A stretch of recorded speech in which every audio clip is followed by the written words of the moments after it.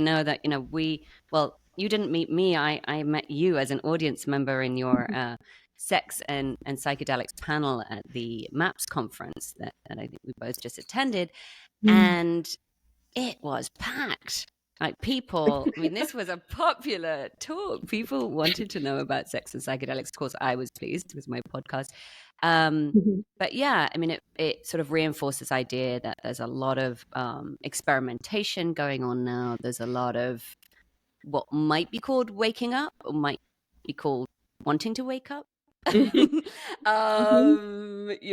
And yeah, I think we're back in the world of fine lines here. But I'm curious, what's your, and this may be a bit of a heavy question, but I think it's important just to kind of anchor in it. What Let's is go your right into it. experience? Yeah, what's your experience of abuse of power within these worlds and communities? Poof. All right, Jane. Sorry. I mean, I'll share with you too. I think we've got to roll up our sleeves. Yeah, I mean, I can tell you that, I've been involved in some form of working with psychedelics or another since 2008, 2009. I would say like 2009 is when I really started being more in community around it, whether it was, traveling to work with ayahuasca around the world in different places, and Gabon with Iboga, and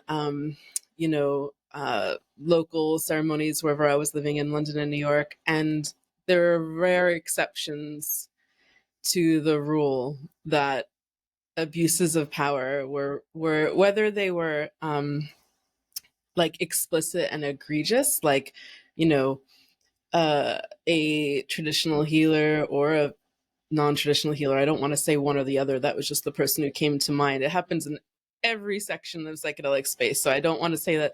I mean, this is happening with psychedelic therapists too. It's not just because of the underground. Like, we need to be looking broadly at this. Power generates opportunities for abuse, and we live in a culture that doesn't have good consent culture, and also has a lack of awareness about how trauma is often perpetuating cycles of abuse and harm. So it's like, it's just everywhere. And my experience was watching healers be predatory with young women who had come to heal their childhood sexual trauma and spent years working through the re-traumatization of being sort of, selected and kind of groomed by this healer. People who ended up in relationships with their healers, like relationships, that on that kind of a power dynamic while you're still working with the person as a healer is just never going to be ethical or okay, pretty much. I mean, there's no hard and fast rules for anything. I believe in a living body of ethics, but I don't believe that one can ethically be engaged with someone as someone's space holder while they're going deeply in vulnerable states, and then also be an equal in relationship. Like, that's two very different kinds of relationship. And I saw also, like, in subtle ways, like, which weren't subtle to me in my own experience, but, some of the ways that spaces can be super oppressive if you have a different gender expression, if you have a different sexuality expression, if you have a history like I do as a sex worker. I mean, the whorephobia and homophobia that I encountered in a lot of very, like, psychedelic spaces that are based in, like, sort of a lot of more new age thought that is kind of often perpetuating a lot of unconsciously perpetuating a lot of patriarchal thought. Wait. Okay, so this is interesting. I want to back down on this a little bit more. So, Sure. so before you came to psychedelia, you were a sex worker. Mm-hmm. And, like, in what capacity? So I guess I was 19 years old when I first became an escort in London. And I don't know that I would have necessarily ended up doing that work if I had stayed in New York where I grew up, because in London it's legal, so it wasn't as big a jump to make, maybe. And it was kind of my own way to to push back against the fact that there was economic need. And there was also the fact that I already felt like I was performing sexuality for potential partners and culturally as well from a very young age. So in my very like neurodivergent, like eminently practical mind, why wouldn't I just get paid for that? Why am I doing that for free? That was basically. Sure, And so I sure. think my 19-year-old self was really wise. And actually, it was kind of like up until that point, I hadn't been able to have my own boundaries, be connected to my own desire, express my own limits. And when I started working, it was like, oh, well, I get the limit of time and I get the boundary of how much money for it. And even though still was like a long slope to learning how to then within that time say, no, I don't want that, or don't do this, or, this is how I like to be touched.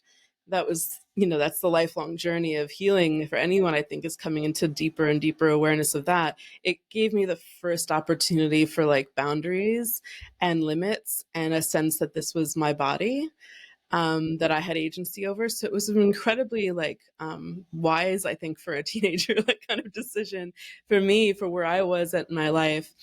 And so at that point, I had not yet, I was sort of scared of psychedelics. I actually was like a real goody two shoes until I was 19. Like I'd never touched a joint. I had like only had like maybe 2 or 3 very brief like physical connections with other people. And I just dived into sex work. And then I like started experimenting a little bit with like uppers and downers, had never done psychedelics. And then I met a sex work client who was like, what kind of drugs do you do? And I was like, oh, I don't, trying to be like, don't want to fulfill that stereotype, right? And he was like, oh, well, yeah, I love MDMA, but my favorite drug is LSD. And I was like, what? I'd never met anyone this is 2008. I hadn't met anyone who really tripped. I'd heard about like people tripping, but I hadn't met anyone. I thought, what? And he kind of opened my whole mind to what psychedelics were. And that was when I like began this journey, which by 2009, I was, going off on Daniel Pinchbeck's like reality sandwich trips to Costa Rica to drink ayahuasca. And I was getting initiated into Bwiti and Gabon with Iboga. And it was in those experiences that I started becoming aware of the fact that discernment is so deeply necessary when choosing who you're going to get that vulnerable and sit with, because I was having experiences that were actually re-traumatizing or where it wasn't really safe for me to let go. Right, within the psychedelics community. So were you Yeah. still involved in sex work as you were starting your psychedelic journey? Yeah, There was an absolutely. overlap. Yeah. Absolutely. Yeah. Yeah. And how did that inform your understanding of what you were doing? So this is how I feel like sex and psychedelics have kind of woven themselves together in my life because, right away with sex work, I started occasionally having clients who I saw regularly enough who were really wonderful people. In fact, I had a lot of wonderful clients, mostly wonderful clients. A few not so wonderful, but that's like who doesn't have a customer they don't like every once in a while. Mm-hmm. Um, and I would start to relax a little bit and start to really be more attuned to my body and have clients who really wanted to be more attuned to my body. And so that kind of brought me into a different relationship to sex a little bit, like moving out of the performativity. And then I started working with psychedelics, and I was coming into an awareness of my anxiety and how my need for control and, and like fighting these like bad, in quote, bad trips, and realizing how potent surrender was. And then I would go back and have my next sexual experiences, whether it was at work or not. And I would realize, oh, I know how to actually just breathe through this moment, realize I've tensed up, and go deeper into presence in my body and find like deeper pleasure, orgasm that I was not accessing in those kind of environments before. So it So was kind of like, well, this interesting. is interesting. They're the same Yeah. teachings, but they can be good integration for each other. Yeah, absolutely. It's making me think of, the first time I went back to my therapy practice after taking ayahuasca and how different it felt to just be sitting with someone and how the intimacy had just kind of ratcheted up. I'd gotten more in touch with my own humanity, and then therefore, I was more in touch with their humanity, and it was less Yeah. this sort of I hadn't realized before that I'd gotten into like a man in the white coat syndrome, and I'm sure there's a parallel as a sex worker. I mean, I don't think these things are very different, which is, yeah, you're the one who is, you're supplying, right? Yeah. You're supplying, you have the answer, whether it's the sexual experience or the psychological experience, you're supplying. And in that, there's some kind of illusion that and that they don't know. And there's this funny kind of like implicit power thing. And then there's also the idea that you're being paid, and then that sort of puts you down in terms of the power. I know there's a whole like complex sort of little, invisible grid of power dynamics going on. And I felt like after ayahuasca, it really shifted that. It's almost like it kind of threw away that grid. And I was like, oh, hi, you. Like you could be my sister, oh, hey, what are we going to do? Life is hard, simple intimacy. And, I'm not saying life has stayed simple since then, but there was a nice kind of experience of that shift going on. Yeah, absolutely. And power dynamics like that are so, it's so interesting because I think, when you're holding space for someone, if finding that balance of meeting them without the white coat on, of meeting them human to human, knowing that the person in front of me is actually their own best expert and I'm just here to hold the space for them to find that inner compass. And then at the same time, remembering that I am holding the space for them and we can't just be buddies or lovers or fall into that other kind of intimacies that want to happen. That's something that, so my training, my background in sex work led me to somatic sex education because I realized that I was often healing people. I realized that what was happening was like people were releasing shame. and just I know what you mean by healing people, but my goal with this podcast is to reach people who are not so kind of like, who are maybe even a bit skeptical about words like healing. So what did that mean? What did that look like? To me, healing is just a process of coming into relationship with all of your parts. A lot of us have parts of ourselves that we were cut off from because we were exiled from them as kids, by trauma, by shame, by abandonment, by all these things. And to me, healing is not having some perfect, like, whole, never had any issues before, like, restoration project. It's about being in relationship with all those parts and having a way of nurturing and caring for and keeping a loving eye on all those different parts, even the ones that are not so pleasant, which we all have. Like that, keeping a loving eye on all those parts is that's very nice. Yeah.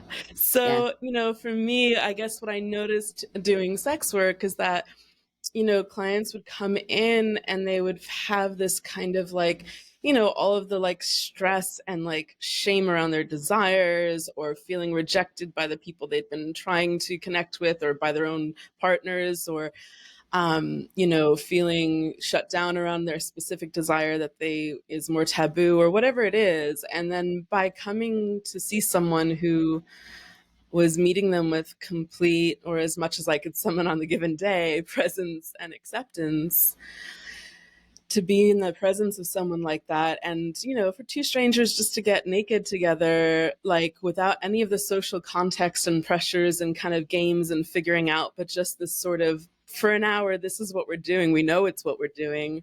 Let's be bodies together. And just to say, like, different people have different relationships to their sex work. So my journey was coming more and more into embodiment with my clients and trying to bring more and more of my real self. For other people, like, they want a lot more separation between parts of themselves and their work. Yeah, let's slow down around the word embodiment. So what does that mean, coming into embodiment? Okay. So for me, embodiment, it's not a fixed state, but it's kind of a process of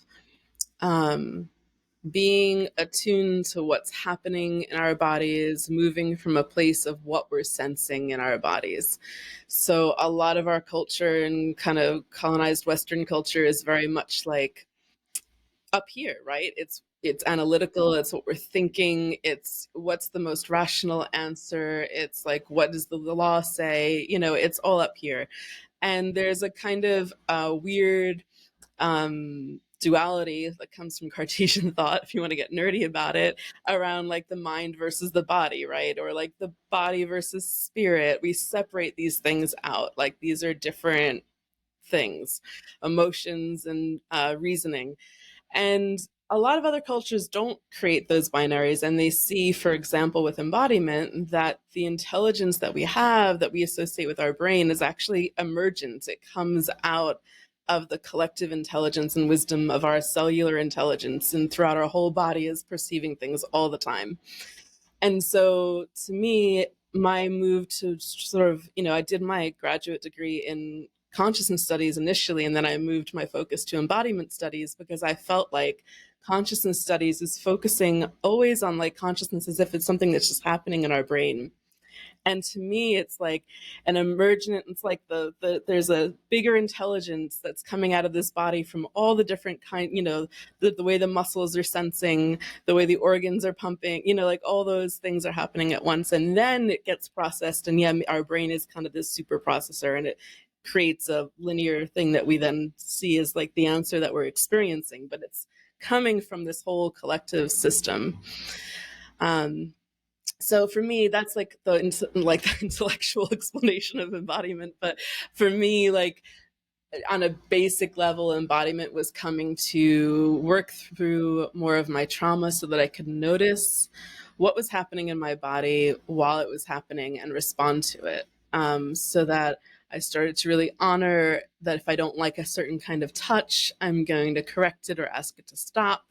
If I'm really having a certain like desire for some orange juice, I'm going to not just wave it away, and I'm going to say, yeah, my body's saying orange juice. I wonder why, like just attunement to the body, because then we tell ourselves that we actually like that these things are wise enough to bother trusting, and there's a whole form of intelligence that unfolds from that. And I think sex gets better, general pleasure gets better when you start like, and sometimes you can gently redirect the desire. It might be like, I want my third ice cream this week, but actually I think what I'm looking for is something like with some sweetness and a sense of like indulging my childhood self. So maybe I'm going to have a really ripe piece of fruit that I think is healthier and go sit on a swing. It doesn't mean you're always going to indulge exactly the thing as it comes, but just honoring the desire, which is so important. Yes, exactly. Yeah. Allowing whatever is there to be there. I mean, it feels like a bit of a mirror to my own journey, and I mean, tell me if this resonates with you. But there's this idea that we teach what we need to learn, and part of my journey as a therapist was telling people that it was okay to feel, encouraging them to feel, allowing, creating the space of sort of allowing and realizing, with the help of psychedelics, that, this is what I need. And not just me, it was working for other people, but it was, this nice positive feedback loop of like, I'm hearing myself say this is allowed. Could this be true for me also? I'm not just like this alien creature who's come down to bequeath a little wisdom to these people. It's like, I exist. Totally. Yeah. I think that's one of the... Yeah. Sorry, go ahead. No, you go. I was just going to say, I think that's one of the things that really commonly happens when you're called to do certain kinds of work. Yes. So my work as a somatic sex educator, I feel like I'm standing there because every time I'm holding space for someone else to come more into their erotic selves or move through blocks that they have in that, it's reminding myself, and through their resonance, giving myself permission again to stay in the journey that I'm in.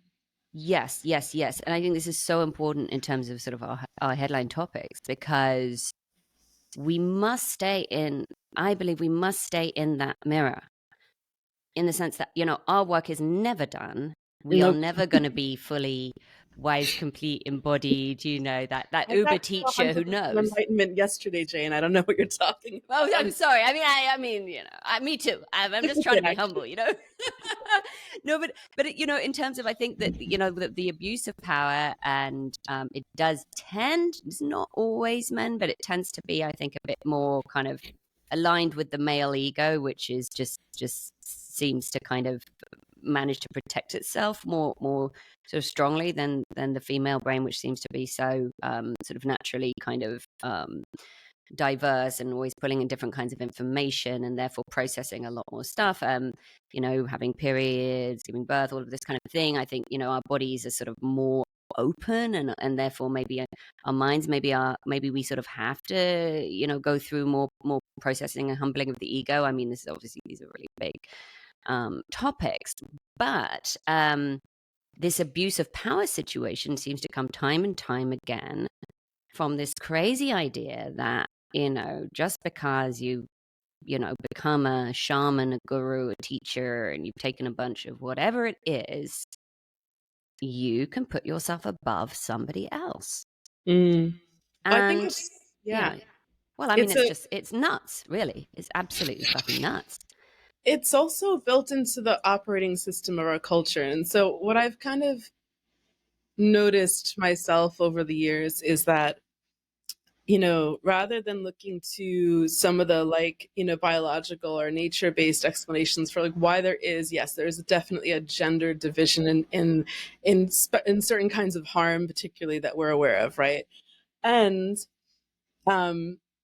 there's also a gender division in terms of how power is distributed in our culture.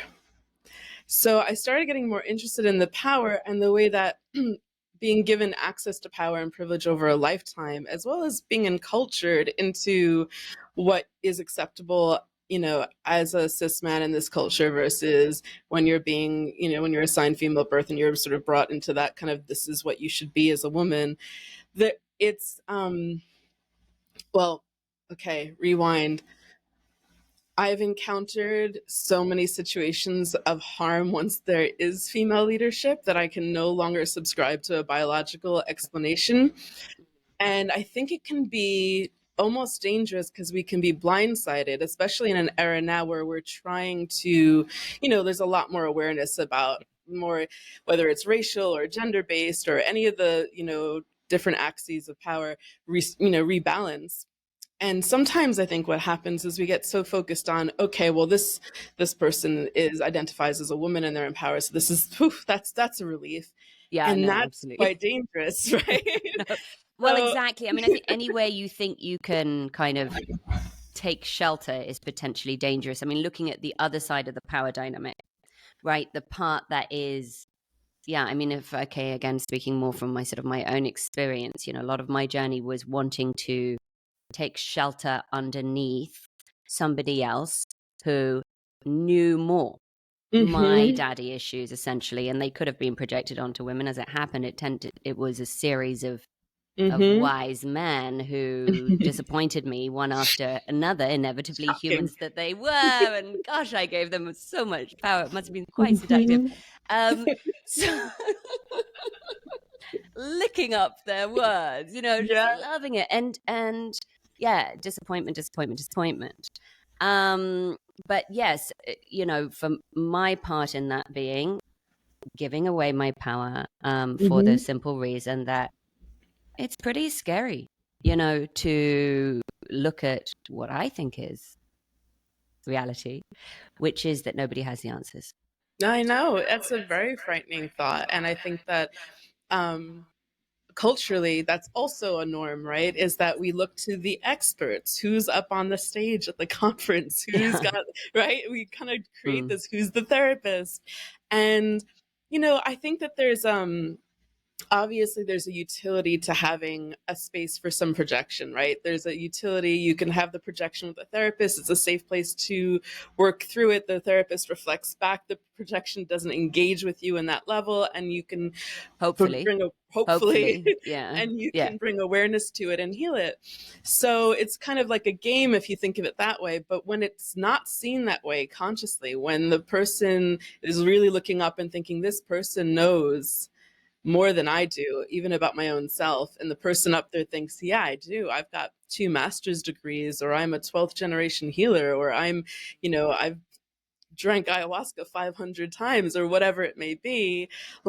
That's where it gets really dangerous. And I think that that culture of looking to experts, looking to others to do to us, to fix us, to have the answers, leaves us really vulnerable. And that's not to say that our vulnerability in any way justifies or makes okay the fact that that was then exploited by someone else, right? Like that's Yeah, no, absolutely. yeah. I think what's quite interesting in terms of power, it made me think of, you know, how kids talk about power, like, I've got powers, like magic powers, you know? Yeah, yeah, yeah. The powers of flying, the powers of whatever, transformation. What I've encountered, particularly, I would say, actually, well, in Iboga world, I worked with some really talented mystics, Mm-hmm. and they had powers.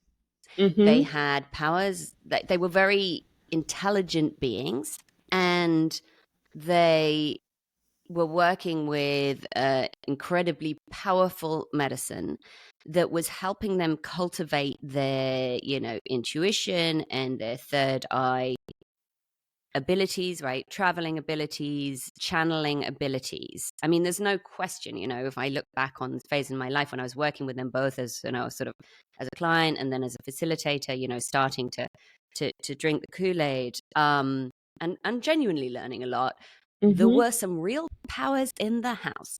However, then Yeah. you have to look, okay, so some people really have powers. You know, I work with psychics, and there are some people who have brilliant visionaries, and they can see stuff that you cannot see. And That they're is also true. That is yeah, true, right? absolutely. That's not bullshit. But the bullshit bit is and this is the bit I think we need to look at, or one of the bits, the why. Okay, so why, you know, why are they, or the why and the how? Why are they doing it, and how are they doing it? And then, you know, looking Mm-hmm. at the history of that story, what is it that takes somebody into that position? You know, what is it that made me a therapist? Well, Mm-hmm. being a seeker, not having the answers, not knowing, being a sensitive creature, feeling wounded. You know, these are realities, right? I don't think anybody comes into the healing world without the feeling of needing to be healed Totally. themselves. So this is where we have to, I think, open our eyes and say, how, you know, for me, I think, wow, how wonderful that these gifts can be cultivated and we can kind of learn on this more magical level. Mm-hmm. And do not assume there's any stability around that whatsoever. No, and I think what's so interesting is like, so I think that we all have this capacity with different strengths and weaknesses in different areas to tune in to these other ways of knowing, whether it's, you know, mediumship and psychics or divination or dream work or all the different ways that you can receive knowledge from methods that are kind of just not normalized in Western culture. And some people are incredibly gifted at that. Some people are just, you know, never lost the ability from when they were kids. They've stayed attuned, and it is powerful to work with someone like that who's stayed connected to their practice. And what I've seen in my own visions is that we're still always filters, right? Like we are, everything that we receive from these other ways of knowing gets filtered through the limitations of our language, our culture, our beliefs, our histories, our shadows. And so, a very good channel is someone who has done so much work to know their parts and know their shadows and know the limitations of their beliefs that they will be able to sift through and kind of notice when something is like, oh, but that's what I always think about those kinds of people. Was that really what was coming through, or was that the way that it got filtered, it got percolated through, right? And that's why I never take someone else's, you know, I take what works for me and throw away what doesn't when I'm working with someone else's reading, which is, you know, that got to do that. Can't start thinking that this person is ever going to know everything, period. And also, I just really don't want to work with people who I don't feel have a working relationship to their shadow, you know. And that's so all of this stuff is really about discernment, and it's like so much more complicated than I wish we could say, all right, all our leaderships have vulvas now, so okay, we're done, or okay, we've got a diversity like spectrum of every kind of person, or oh, these people are the people who are clear channels. But it's just, we're being asked in this era to come into this level of like ongoing discernment, and that requires embodiment. So full Right. I was going to circle. say, yeah, I agree that I increasingly feel there's nothing more important than discernment. But yeah, ongoing awareness of our humanness, which is the place that we need to discern from our humanness, other people's humanness Mm-hmm. being a kind of, you know, messy and shifting proposition, not a tidy fact. Not at all. And, someone's reading for you one day might have all the resonance, and another day, might not be for you, and like that. Yeah. And noticing when, I feel like when I receive information from myself or others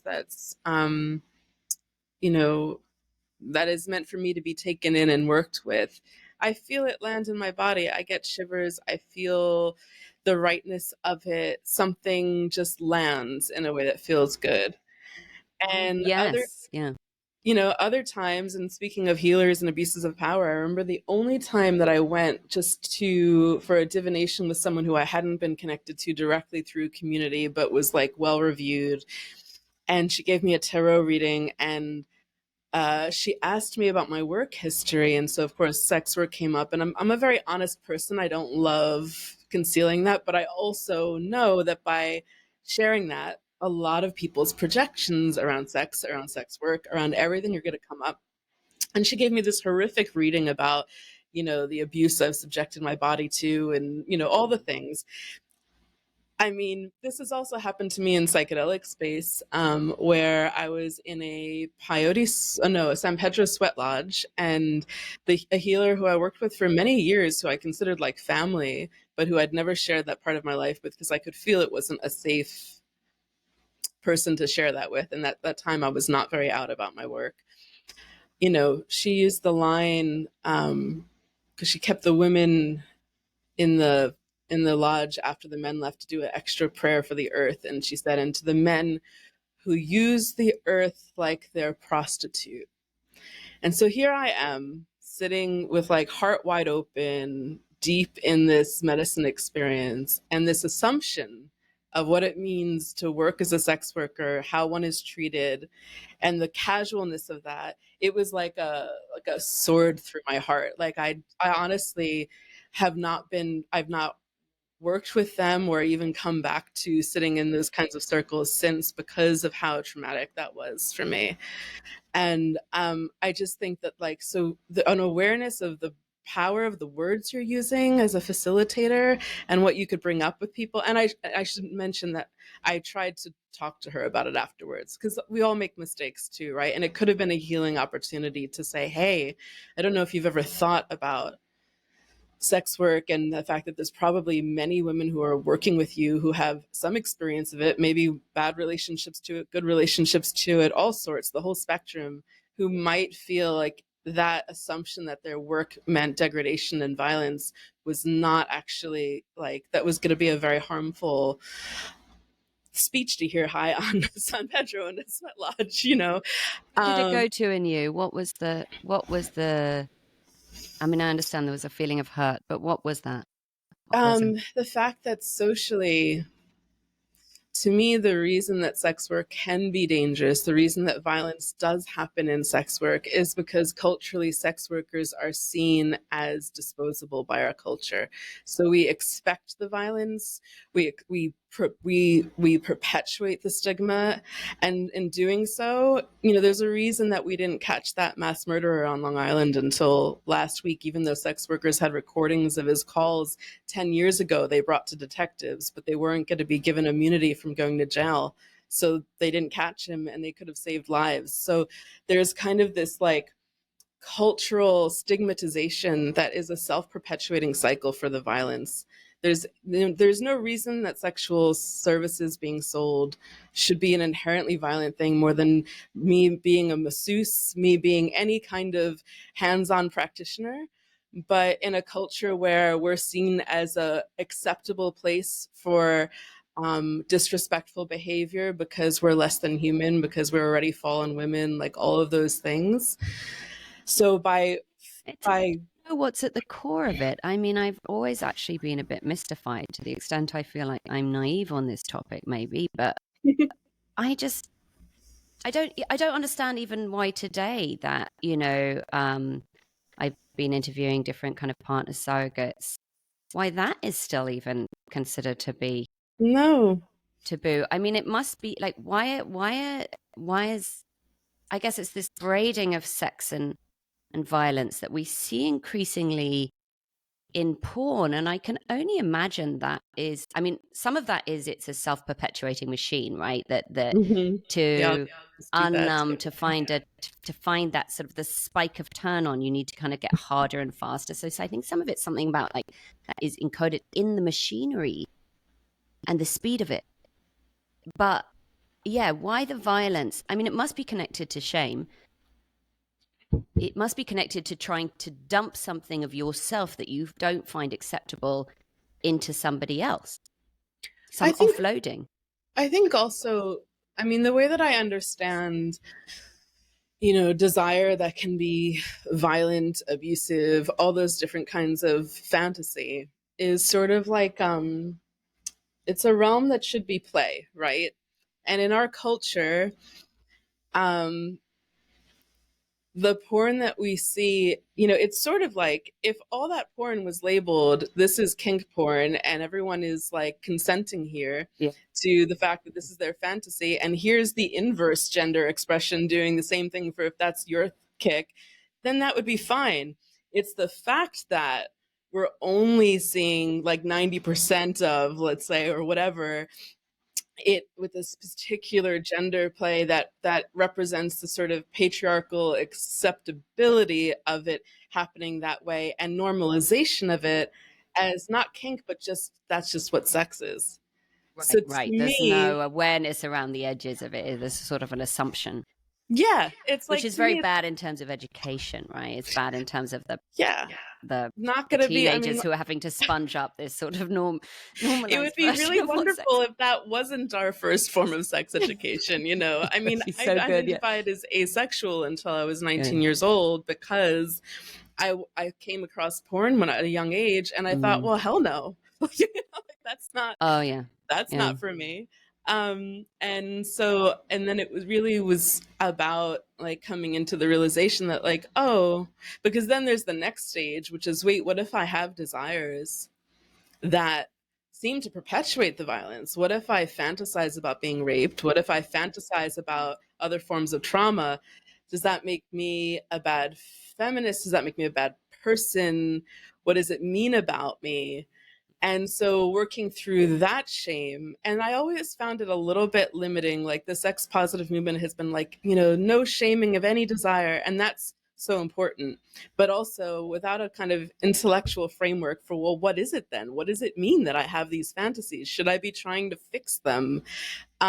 Is it bad for me to feed into them? Am I like, calling in bad energy? Well, like all of these ideas around it. That's been to me the latest chapter of trying to have a better framework of understanding of that. And that I've been greatly helped with by Artemisia Devine, who is this amazing former sex worker and coach who's created this whole map of the erotic unconscious and how to work with it. And Tell it's me her name really again. powerful. Artemis. Artemisia Mm. Devine.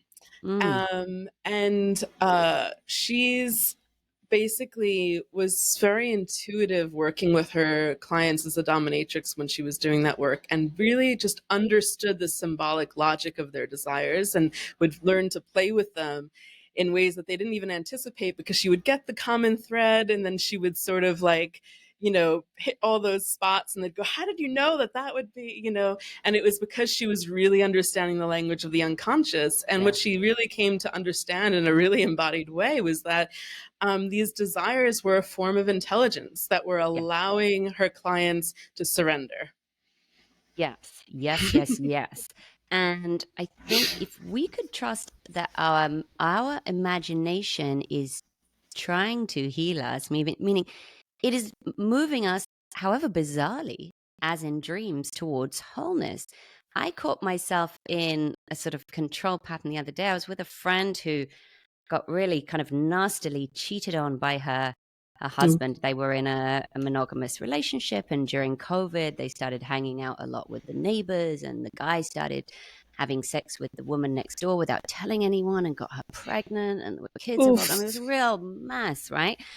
This is my dear friend, and now she's, she's moved on, right? She's got a whole new life, but it's not what didn't happen that long ago, so we still Mm. talk about it. And we're talking about sex and fantasy, and she said, oh god, I have these fantasies come up of the guy and this girl who she's not like a huge fan of, because obviously she's not a huge fan of either of them at this point, right? That there hasn't been some like very deep healing work done on it. But so these fantasies are coming up of them Mm-hmm. having sex. And immediately I felt, like bad on her behalf. I was like, oh, that's got to be painful because of the jealousy. And, oh, I don't want my friend to have to go through that, and I was already trying to sort of fix it in some kind of way with my thoughts. And I was like, well, what do you do about it? Do you steer those fantasies? She was like, no, I just let it happen. And I felt, Mm-hmm. a nice moment of being schooled. I was like, oh yes, always. Because if you just like with an emotion, if you don't identify with it, if you allow it and you trust that there is some kind of greater movement taking place, then you don't have to be in a wrestling match with yourself. And being in a wrestling match with yourself is the thing that kind of perpetuates shame, stagnation, and a lot of problems. 100%. And I mean, that's the thing. And sometimes when we're talking about something like this, it could feel really scary because then you think, well, what if I have desires that really are like not okay to actually enact unless there's a play scene that's got pre-negotiated consent?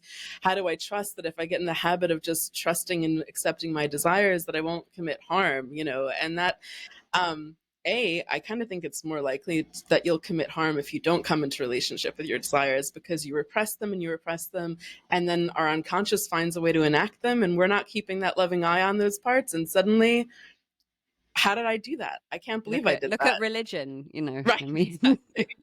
Exactly. And Yes. B, I know from Artemisia's teachings, and I can't remember what she calls this, but she has a sort of process of like, you notice the desire, you check in if this is a safe space to connect with it, and then is this uh can I express this in a way that's consensual? Like what, or do I need to redirect this desire in a different direction? So there's always that check-in that you always have that other part of your brain around for what you're doing in the real world around the desire. It's not sort of like carte blanche, like, oh, well, we're just accepting our desires. And I just suddenly, that's of course the Yeah. big fear. Yes, Um, exactly. So it's creating a space for them where they are not going to harm other people, but they're yeah, allowed to process themselves out or exactly. express themselves as everything alive seems to want to. This brings me Yeah. to the I was reading your writing on Betty Martin and the Wheel of Consent, and thinking this is such good stuff to share with the listeners. So can you talk us through that and the anything that's pertinent to share about that, and I think the 3-minute exercise? Yeah, Yes. absolutely. So this is like kind of work that's like changed my life, like on par with psychedelics, which is really Mm-hmm. saying something.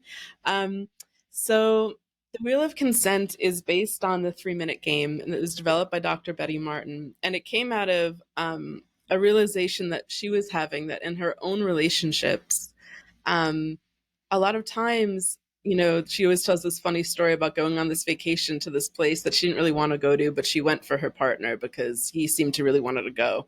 And they both went on this vacation. They had a kind of miserable time. And at the end, he said, well, I just wanted to go for you because I knew that this was so important for you that you wanted to go on this trip. And she was like, no, I thought you. And because they hadn't been connected to desire and communicating with each other, they were both basically just enacting this script of almost like appeasing each other's desire without actually being in communication about it. And that combined with the work that she was doing with some of her clients she came to develop the wheel of consent. And it's the idea is that you can separate out who's doing the action. So, am I giving you a massage or are you giving me a massage, for example, from who it's for. So when I say a massage, generally we assume it's for the recipient, right? But maybe I'm actually touching your hair, Jane, because it looks like really soft and lovely. And someone else might go, oh, isn't that so nice? Britta's like massaging Jane's head. And actually, you might not even want me to be touching your head. Or maybe you're just allowing it because you're like, Britta would really like to stroke my hair. I don't mind. That's going to give them a lot of pleasure. So breaking apart these kinds of dynamics, so who's doing the action and who is it for, is the basis of the wheel of consent, because that creates these 4 different experiences that most things can kind of be broken down into. You're either taking your pleasure or allowing someone else to take their pleasure from you, or you're serving someone else to do something for them, and you're accepting the action from someone else. And most of us are much more comfortable in 1 or 2 of those quadrants of the wheel than the other 2. So a lot of people, especially if you've experienced a lot of trauma or were encultured to be raised as a female in our culture, allowing and serving are going to be really comfortable. Tell me what to do or do what you need to me. That's going to be a lot easier than taking what I want, which even the word taking has such a ooh, I don't want to be seen as taking, right? Okay, yeah. And yet that's like a really human need. We all need to express ourselves in these 4 quadrants. We need to be able to have a desire, ask for it, and then go take it if it's okay with the other person.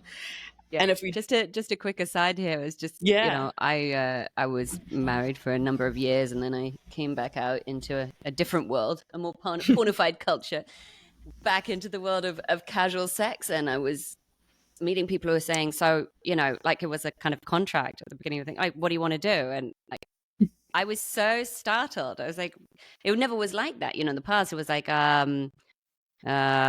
we'd just sort of do stuff and stuff would happen. It might be good, it might not be good.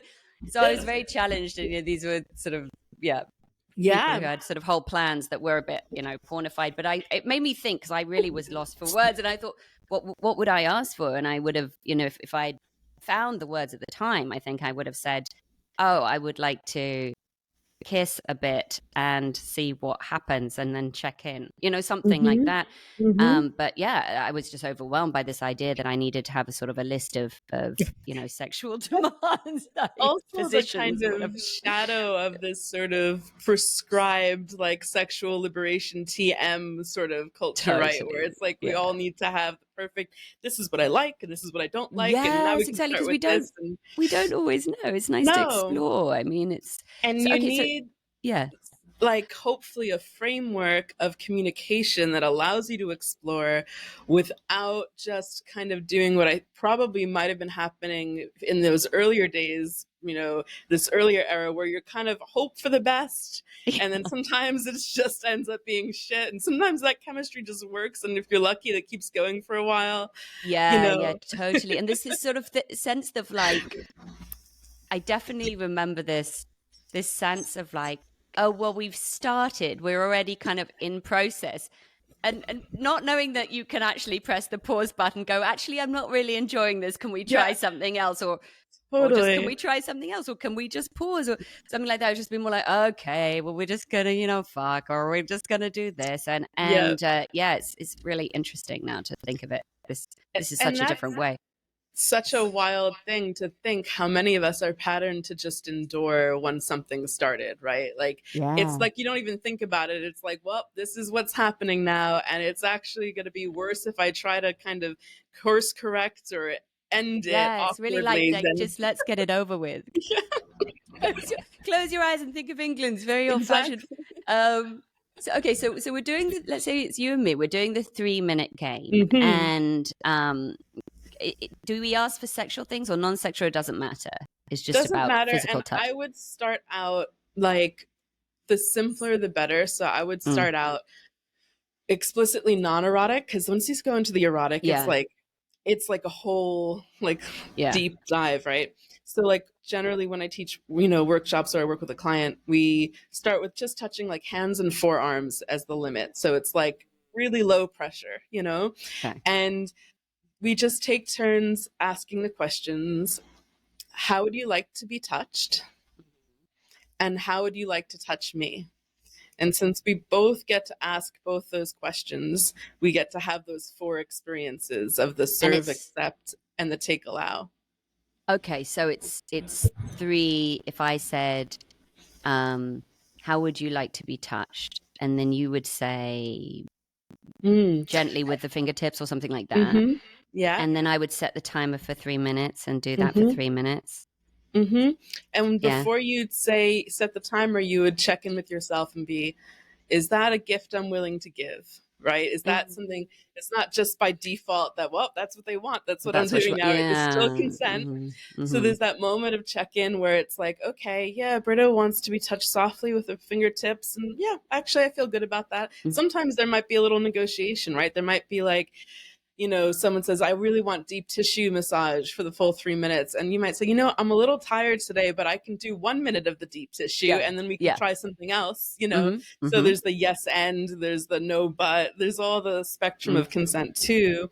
And so we get to practice that. And then as the 3 minutes is going, I might decide, actually, just because I asked for that doesn't mean that's what I'm now stuck with, right? What if I realize that that's not actually the kind of touch that's like, or maybe it's fine, but it's just not like great, So the invitation is to be like, Jane, could you actually, when I said soft, I meant like not so much like feather like, but just like more like grazing. So could you like maybe slow it down a little bit and graze? Oh yeah, that's good. Or maybe a little bit more to the left, and just practicing that kind of bossy massage idea. And so you're kind of just getting really fluent in communicating, first of all, noticing desire, and then trusting that that's what you've noticed, and then valuing that it's worth expressing, and then communicating it. So there's kind of these like 4 places where it's so easy to get hung up from where you might notice that little whisper of desire and what you actually need to do to have achieved communicating it to a person that you're with. And so this game is just about like, and then you can make it really, really juicy, right? You can make it a 10-15 minute game. It could be whole body if you're with a partner you're comfortable with doing that, and it's just a way to sort of break the sexual scripts, especially with someone you've been with for a while or with someone new who, it's like, how do you learn about each other's bodies and desires? It's a fun kind of game, It's um really good. I just been reading your article, and then I saw my partner, and we had a problem. We had a fight, and then we were trying to resolve it. We only had a certain amount of time to be together, so it was sort of this speed, like have a fight and make up kind of thing.